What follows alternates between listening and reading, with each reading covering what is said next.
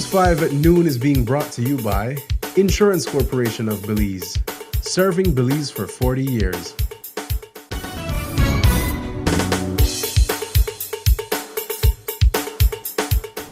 Good afternoon, Belize. It's midday and you're tuning into the news at noon, where we bring you the latest updates from around the country.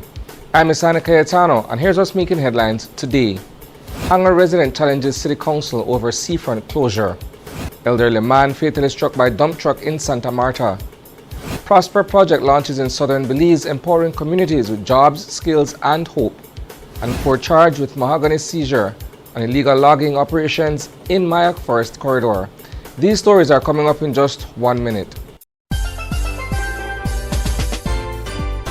When I was a student, ICB was there to protect me, ensuring my education and future.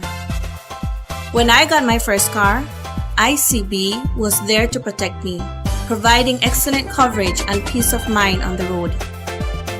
When we moved into our first apartment, ICB was there to protect us, securing our belongings and giving us a sense of security. And when we got our first house, ICB was there for us, protecting our home and everything we've worked so hard for. At every step of your life's journey, ICB is there for you. For more information, call 224-5328 or visit our nearest branch.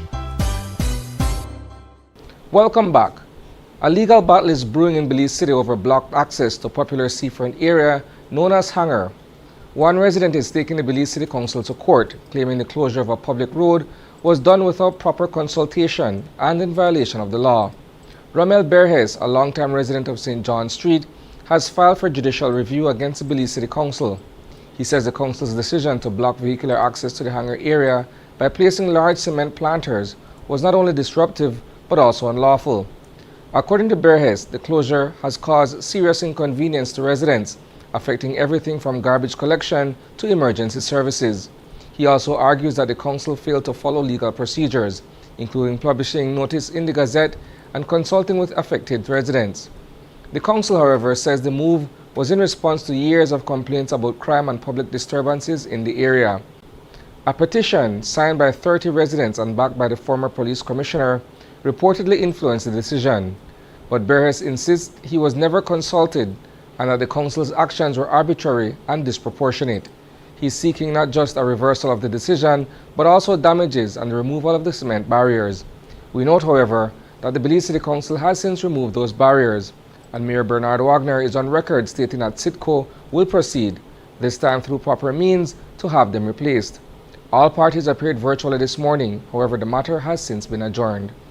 On Tuesday night around 8 p.m. in Santa Marta Village, a routine moment turned fatal.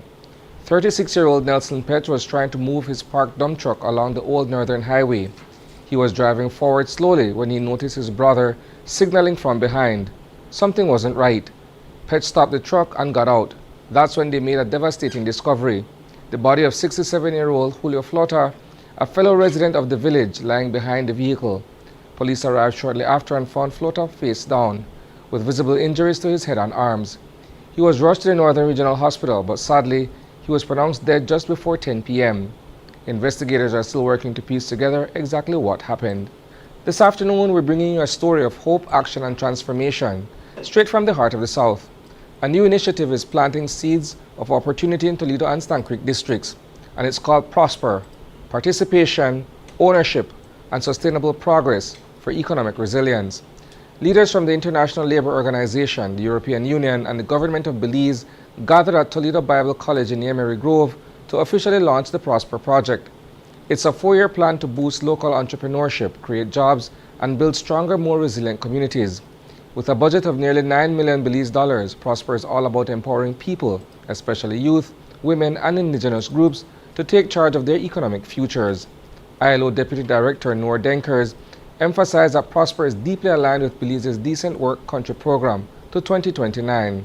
She highlighted the ILO's commitment to employment creation and social inclusion, especially in rural areas. From the Ministry of Economic Transformation, Lyra Martinez reinforced government support, while Minister Florencio Marin Jr. connected Prosper's goals to national priorities under Plan Belize.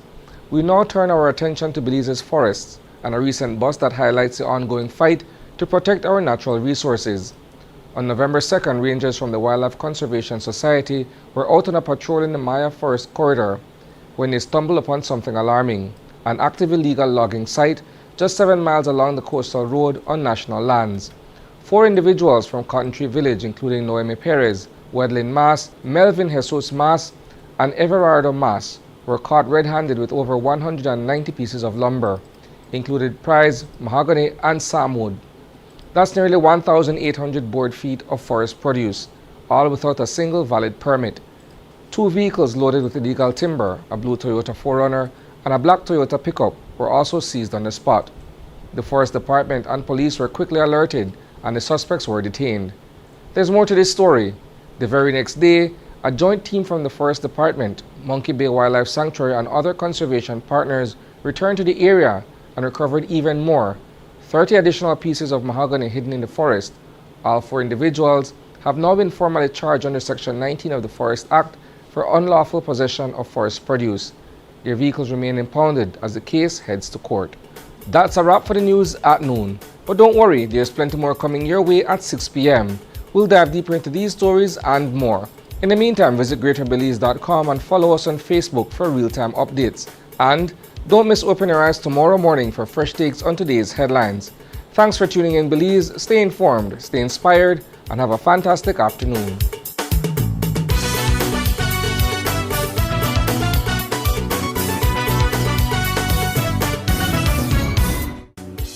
News 5 at noon was brought to you by Insurance Corporation of Belize, serving Belize for 40 years. Every night, I bring you the stories that matter, delivering the facts with professionalism and heart. As an anchor, my goal is to keep you informed, connected, and engaged with the world around us. But the news isn't just about the headlines. I'm Sabrina Daly, and each week we look on the bright side with stories that inspire, uplift, and celebrate the strength of our community. Join me every night as we uncover stories that inform, inspire, and connect us. I am News 5.